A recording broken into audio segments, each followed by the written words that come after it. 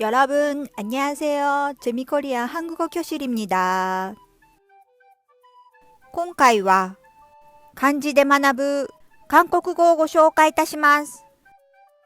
突然ですが皆さん、韓国も昔漢字が使われてたって知ってましたか？その昔、日本と同様中国から漢字が伝わり、日本よりもはるか昔、紀元前2世紀頃から朝鮮半島では漢字が使われていたそうです。一方日本は5、6世紀、古墳時代から漢字が使われ始めたそうです。今回ご紹介する漢字は、山です。日本特有の読み方、訓読みは、山というのに対し、朝鮮固有の単語、固有語は、名と言います。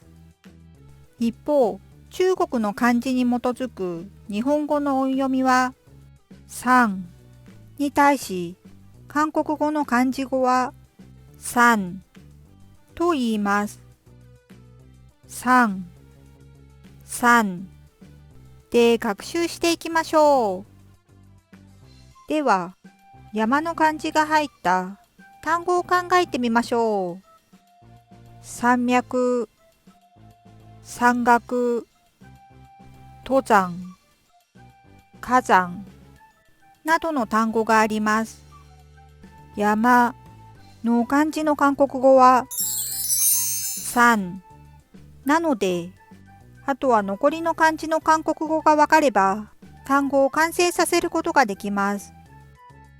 山脈の脈の漢字は名なので、山脈は山脈となります。では皆さん、3回続けて言ってみましょう。山脈、山脈、山脈。そして、山岳の岳の漢字は、ばなので、山岳は、さなとなります。では皆さん、3回続けて言ってみましょう。さな、さな、さな。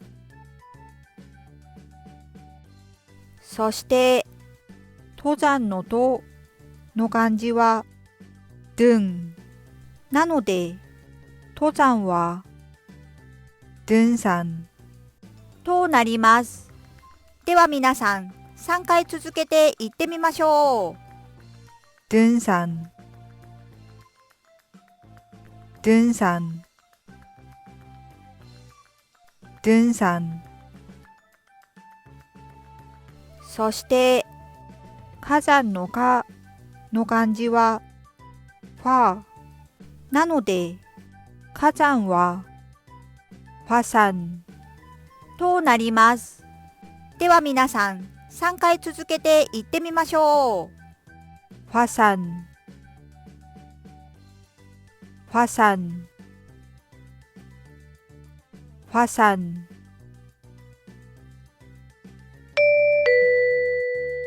中級以上の方はしりとり、くんまりっきをやってみましょう。最初、日本語の漢字でしりとりを考えます。山脈、脈拍、拍手、手法、法人、人権と考えたとします。漢字が同じであれば、韓国語も同じなので、該当する韓国語を当てはめていきましょう。山脈、脈拍、拍数、수법、법인、인권。このように日本人の特性を生かして芋づる式に単語を増やしましょう。ご視聴後のご感想、ご意見、韓国語学習時のご質問など、お気軽にコメント欄にどしどしご記入ください。ご要望の多い事項から特集にてご紹介させていただきます。皆さんのたくさんのコメントお待ちしております。最後にいいねとチャンネル登録を잘 부탁드립니다。チェミコリアン韓国語教室でした。